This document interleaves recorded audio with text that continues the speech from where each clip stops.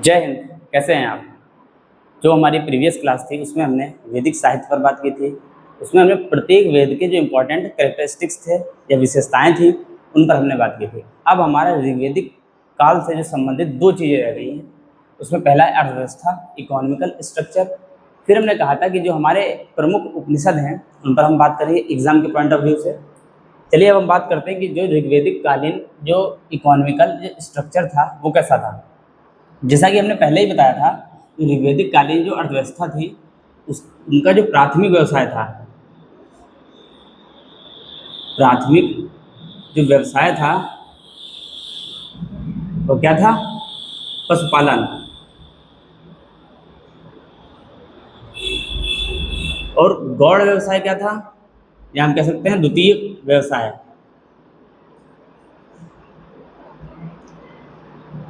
गौड़ व्यवसाय था कृषि।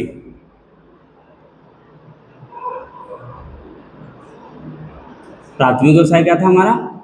पशुपालन। और गौड़ व्यवसाय क्या था? कृषि। ऋग्वेद में ऋग्वेद में कृषि से संबंधित कुछ शब्दों के बारे में पता चलता है। जैसे इसमें कटाई और बुवाई जो कृषि से संबंधित शब्द हैं इनका उल्लेख मिलता है। इससे पता चलता है कि ऋग्वेदिक कालीन जो लोग थे वह कृषि से परिचित थे। तो हमने क्या देखा है कि इनका जो प्राथमिक व्यवसाय क्या था? पशुपालन था। गौड़ व्यवसाय उनका क्या था? कृषि था। कृषि से परिचित भी थे। यह हमें कैसे पता चलता है? ऋग्वेद में कुटाई और बुआई जो शब्द हैं वो हमें मिले हैं। जो हमारा प्रथम मंडल था, जैसा कि हमने बताया था ऋग्वेद में 10 मंडल हैं, उसमें जो प्रथम मंडल है, प्रथम मंडल में जिक्र मिलता है कि मनु द्वारा जो अश्विन को मनु द्वारा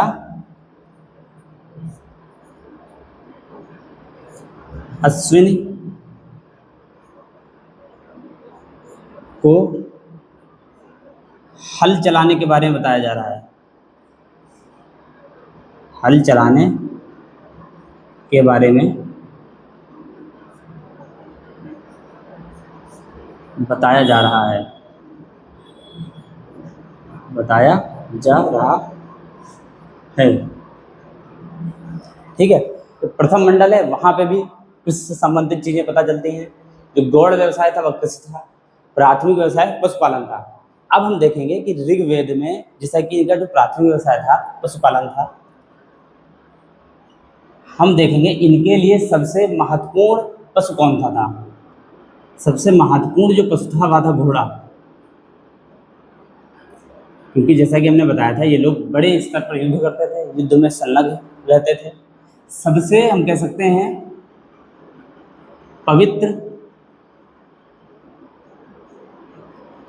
पशु कौन सा था? वह थी गाय। ऋग्वेद में जो सर्वाधिक उल्लेख मिलता है वह किस पशु का मिलता है? वह मिलता है गाय का। लगभग 176 बार ऋग्वेद में गाय का उल्लेख हुआ है। समझ सकते हैं कि ऋग्वैदिक कालीन लोग गाय को एक सांस्कृतिक, आर्थिक और धार्मिक तीनों पहलुओं की दृष्टि से देखते थे। आज भी हम देखते हैं गाय का हमारे समाज में या भारतीय संस्कृति में महत्वपूर्ण योगदान है। हालांकि उनकी जो स्थिति है अब तो काफ़ी ज़्यादा बदतर हो गई है, पर इनका जो गाय का सांस्कृतिक महत्व है या हम कह सकते हैं जो धार्मिक महत्व है, या कोई 100 या 200 वर्ष पुरानी बात नहीं है। लगभग यह 3 से 4 हज़ार वर्ष पुरानी एक सांस्कृतिक व्यवस्था या हम कह सकते हैं भावनात्मक जुड़ाव देखने को मिलता है गाय के साथ में। भारतीय संस्कृति का भावनात्मक या सांस्कृतिक जुड़ाव।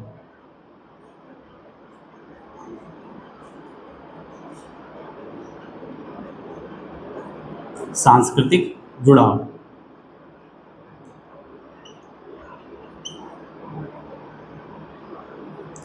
अब हम देखेंगे गाय के लिए ऋग्वेद में कौन कौन से शब्दों का प्रयोग किया गया है। गाय के लिए एक गवेषणा। सबसे पहले यह समझेंगे कि गाय को ऋग्वेद में अघन्या कहा गया है। क्या कहा गया है? अघन्या। जैसा कि आप देख रहे होंगे गाय को ऋग्वेद में अघन्या कहा गया है, अर्थात ना मारे जाने योग्य, ना मारे जाने योग्य। गाय को ऋग्वेद में अघन्या कहा गया है, अर्थात ना मारे जाने योग्य। ये सारी चीजें पता होनी चाहिए एग्जाम के पॉइंट ऑफ व्यू से। गवेषणा, गविष्टि, गौमत, गौपति, गौधूलि और गवयुति। एक और शब्द मिलता है दोहित्री या दोहित्र। अब हम समझिए गवेषणा का जो अर्थ है, काफ़ी अगर एग्जाम के हम पॉइंट ऑफ व्यू से बात करें तो वहाँ पे एक शब्द उठा के पूछ सकता है कि शब्दावली के रूप में कि गविष्ट शब्द का जो ऋग्वेद में उल्लेख मिलता है उसका क्या मतलब है। तो हमें यह पता होना चाहिए, गविष्ट पूछ लेगा या गौमत, गोधूल या गोपति, गव्युत, दोहित्री, इन सब का जो क्वेश्चन के फॉर्म में पूछ सकते हैं कि एक शब्द उठाएंगे, उसका अर्थ आपको पता होना चाहिए। तो इसीलिए इन सब चीज़ों के बारे में हम बात करेंगे। गवेषणा का अर्थ होता है गाय के लिए किया जाने वाला अनुसंधान, गाय की खोज। हम यहाँ तक समझ सकते हैं कि गाय के लिए बड़ी मात्रा में हमें युद्ध देखने को मिलते हैं, गाय के लिए बड़ी मात्रा में युद्ध देखने को मिलते हैं। साथ ही साथ गाय की सुरक्षा के लिए गुप्तचर तक की नियुक्ति की जाती थी। तो गाय के महत्व को इस आधार पर हम समझ सकते हैं गाय का महत्व ऋग्वैदिक कालीन लोगों में कितना था, जो पीढ़ी दर पीढ़ी आज भी बना हुआ है। गविष्ट का अर्थ होता है गाय के लिए युद्ध। गौमत का अर्थ होता है धनी व्यक्ति। सबसे ज़्यादा जो धनी व्यक्ति होता था उसे क्या कहा जाता था, गौमत। गौपति का अर्थ होता था, इसमें जो गौ लिखा हुआ है उसका अर्थ गाय से लिया जाता है। गाय का एक संदर्भित महत्व भी था। गौपति का होता था कबीले का सरदार,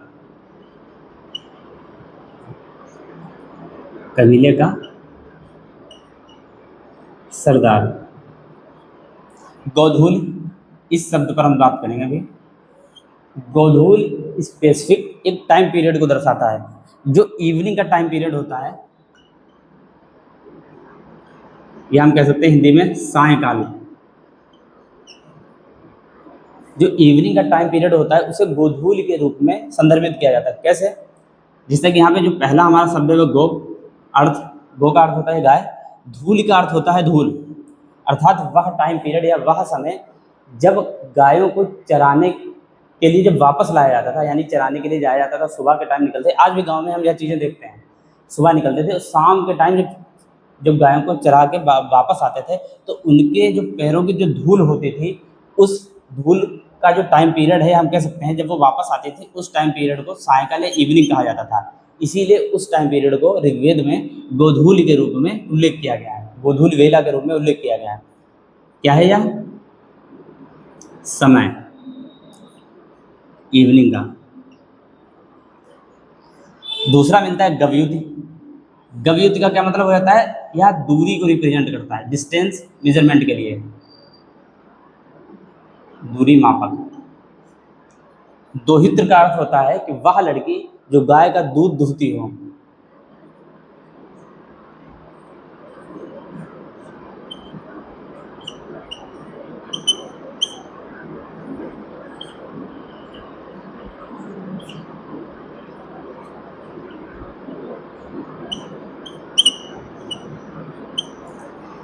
हमने देख लिया है गाय का ऋग्वेदिक कालीन जो समाज था उसमें क्या महत्व था। फिर हमने देख लिया है ऋग्वेद में गाय से संबंधित जो शब्द मिले हैं उन पर भी हमने बात कर ली है कि एग्जाम के पॉइंट ऑफ व्यू से पूछ सकते हैं हमसे कि एक उठाएंगे शब्द और पूछेंगे इसका क्या अर्थ है, तो हमें पता होना चाहिए। तो गाय का हमने देख लिया है, गाय का आर्थिक महत्व के साथ साथ सांस्कृतिक और एक धार्मिक महत्व था। गाय की चोरी के लिए बड़ी मात्रा में युद्ध होते थे। गाय को आर्थिक रूप से भी संरक्षण दिया जाता, सांस्कृतिक रूप से भी संरक्षण दिया जाता था। हमने शब्द देखे हैं गवेषणा, गविष्टि, गौमत, गौपति, गोधूलि, गवयुति और दुहित्र जैसे शब्दों का जो उल्लेख मिलता है वह कहाँ मिलता है? ऋग्वेद में मिलता है। तो गाय का जो हमने महत्व देखा है, जो लगभग 3000 से लेकर 4000 वर्ष पुराना जो हमारा सांस्कृतिक महत्व है, यह हम कह सकते हैं एक भावनात्मक जुड़ाव है, वह गाय के साथ देखा जाता है। अब हम बात करेंगे, जैसा कि हमारा जो ऋग्वैदिक कालीन जो इकोनॉमिकल जो स्ट्रक्चर था वो हमने देख लिया है, अर्थव्यवस्था थी वो देख ली है। हमने बात की थी कि उपनिषद जो हमारे इंपॉर्टेंट उपनिषद है उन पर हम बात कर लेंगे, क्योंकि उपनिषद से क्वेश्चन पूछ सकते हैं, क्योंकि इसलिए पूछ सकते हैं कि जो कुछ खास उपनिषद हैं उनकी कुछ खास कैरेक्टरिस्टिक्स हैं। हालांकि इनकी जो टोटल संख्या है वह 108 है। सबके बारे में बात करना लगभग असंभव हो जाता है, क्योंकि इसके लिए बहुत बड़ी क्लास हो जाएगी जो परीक्षा के पॉइंट ऑफ व्यू से भी इम्पोर्टेंट नहीं है। तो हम बात करें जो इम्पोर्टेंट उपनिषद हैं जहाँ से एग्जाम में क्वेश्चन पूछे गए हैं या पूछे जाते हैं, तो उसमें जो हमारा पहला जो उपनिषद है बृहदारण्यक उपनिषद।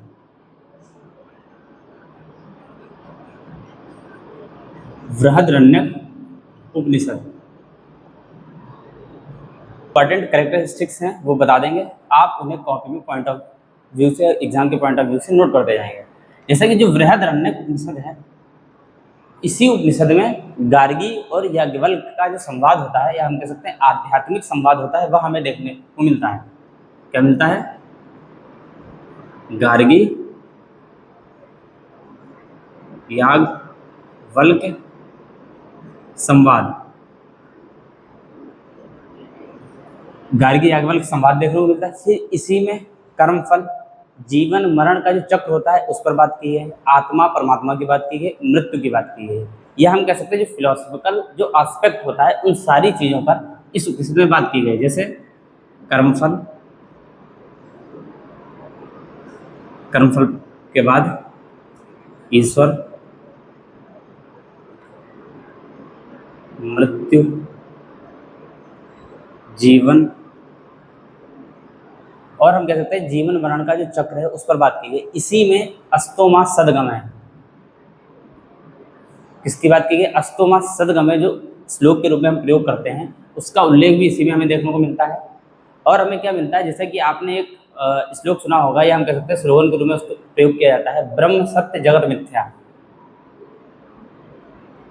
ब्रह्म सत्य जगत मिथ्या, अर्थात इसका मतलब हो गया है कि ईश्वर सत्य है, बाकी सब, या हम कह सकते हैं जो संसार है यह एक मिथ्या के समान है, या हम कह सकते हैं संसार एक झूठा है या कल्पना से बना हुआ है। सत्य क्या है? ईश्वर। यहाँ पे ब्रह्म का मतलब हो जाता है ईश्वर का। ठीक, बृहदारण्यक उपनिषद हो गया।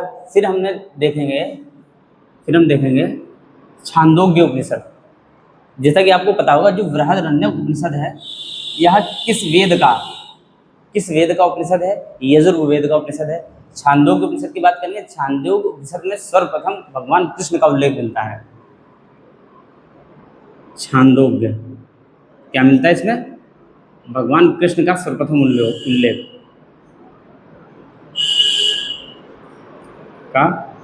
उल्लेख सर्वप्रथम।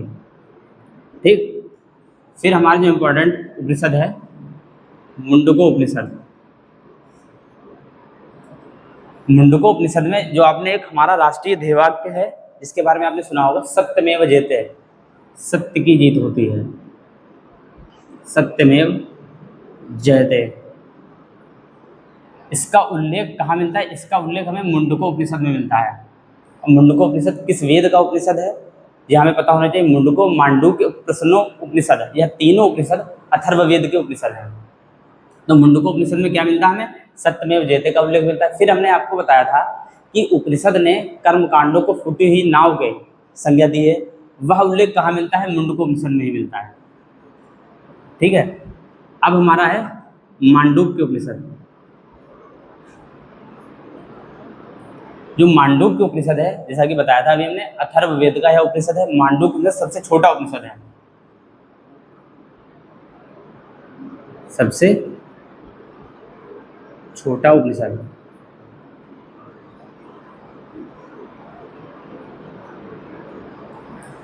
जो हमने इम्पोर्टेंट जो उपनिषद थे उन पर बात कर ली है। उसका नाम क्या एग्जाम के पॉइंट ऑफ व्यू से? बाकी इनकी संख्या बहुत है, जैसे केन उपनिषद है, ईसो उपनिषद है, और कई तरीके के जैमिनी उपनिषद है। कई तरीके के हमें उपनिषद देखने को मिलते हैं, पर एग्जाम के पॉइंट ऑफ व्यू से जहाँ से क्वेश्चन पूछे गए हैं अभी तक या पूछे जा सकते हैं, या संभावना जहाँ से है, तो वह जो इम्पोर्टेंट जो उपनिषद हैं 4-5 उनके बारे में हमने देख लिया। तो हमने आज क्या देखा है हमने देखा है ऋग्वैदिक कालीन जो अर्थव्यवस्था थी उसका स्ट्रक्चर कैसा था। उसमें हमने बात की इनका जो प्राथमिक व्यवसाय था क्या था, पशुपालन था। गौड़ व्यवसाय क्या था, कृषि थी। ऋग्वेद में हमने देखा है कि कृषि से संबंधित जो शब्द हैं वो भी मिले हैं, इससे पता चलता है ऋग्वैदिक कालीन लोग कृषि से परिचित थे। कभी कभी एग्जाम में पूछ देता है क्या ऋग्वैदिक कालीन लोग, या जो विकल्प होते हैं उन्हें पूछता है कि क्या ऋग्वैदिक कालीन लोग कृषि से परिचित थे, या उसमें दे देगा कृषि से परिचित नहीं थे। तो हमें पता होना चाहिए ऋग्वैदिक कालीन लोग कृषि से परिचित थे, पर कृषि इनका एक गौड़ व्यवसाय था। प्रथम मंडल में जैसा कि हमने देखा कि मनु द्वारा अश्विनी को हल चलाने के बारे या कृषि के बारे में बताया जा रहा है। फिर हमने जो इनका महत्वपूर्ण पशु था वो देखा। महत्वपूर्ण पशु क्या था, घोड़ा था। पर सबसे पवित्र पशु जिसका सर्वाधिक बार उल्लेख मिलता है गाय का, 176 बार मिलता है। गाय का हमने देखा कि एक सांस्कृतिक जुड़ाव भी था, भावनात्मक जुड़ाव भी था। गाय के लिए एक शब्द का उपयोग किया गया है अघन्या। अघन्या के साथ साथ हमने देखा है ऋग्वेद में और भी शब्दों का उल्लेख किया गया है, जैसे गवेषणा, गविष्ठ, गोमत, गोपति और गव्युति, दुहित्री जैसे शब्दों का उपयोग किया गया है। गोधूली जो वेला हमने देखी थी, जिस इवनिंग का जो टाइम पीरियड होता है उसे गोधूली वेला के रूप में ऋग्वैदिक कालीन लोग प्रयोग करते थे। फिर हमने जो इम्पोर्टेंट उपनिषद थे उन पर बात की, उनकी संख्या हमने 108 बताई। और जो प्रमुख उपनिषद थे जो एग्जाम के पॉइंट ऑफ व्यू से उन पर हमने बात की। बृहदारण्यक उपनिषद बात की, छांदोग्य, मुंडको और मांडूक्य। उम्मीद है यहाँ तक आपको सारी चीज़ें समझ में आ गई होंगी। एग्जाम में अक्सर क्वेश्चन यहाँ से पूछे जाते हैं। अब हम मिलेंगे अगली क्लास में, जहाँ पर हम बात करेंगे उत्तर वैदिक काल। जैसा कि हमने पहले बताया था वैदिक काल को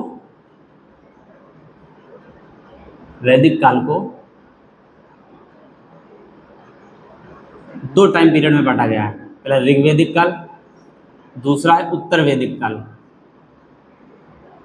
उत्तर वैदिक, इसका हमने टाइम पीरियड बताया था 1500। वैदिक काल का जो संपूर्ण वैदिक काल है उसका टाइम पीरियड 1500 BC से या BCE से 600 BCE तक। लगभग हम कह सकते हैं 1100 वर्षों का जो इतिहास है उसकी जो जानकारी का स्रोत क्या है, वेद हैं। वेद के अलावा हम उत्तर वैदिक काल में देखेंगे कि उत्तर वैदिक, क्योंकि ऋग्वैदिक काल के संदर्भ में जो जानकारी मिलती है वो हमें ऋग्वेद से मिलती है। ऋग्वैदिक काल का जैसा कि हमने टाइम पीरियड भी देखा था 1500 से लेके 1000 BCE। अब देखेंगे 1000 BCE से 600 BCE। यहाँ पे जो हमें जानकारी के स्रोत क्या क्या मिलेंगे, यहाँ पे हमें जो शेष हमारे जो वेद हैं जैसे कि यजुर्वेद, सामवेद, अथर्ववेद, उनकी जो रचना है वह इस टाइम पीरियड में की जाएगी। अब वही जो वेद हैं या हम कह सकते हैं वेद हैं जो बाकी जो शेष 3 वेद हैं उनसे हमें उत्तर वैदिक काल की जानकारी मिलेगी। साथ ही ब्राह्मण ग्रंथ,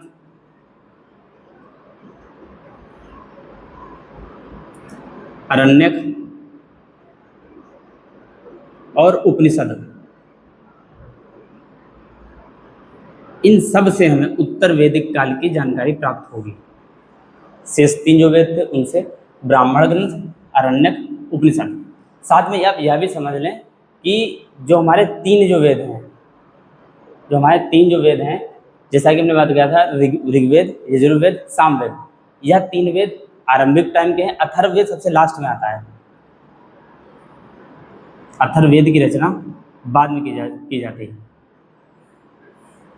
उसके बाद में ब्राह्मण ग्रंथ आ जाते हैं, फिर अरण्यक, फिर उपनिषद।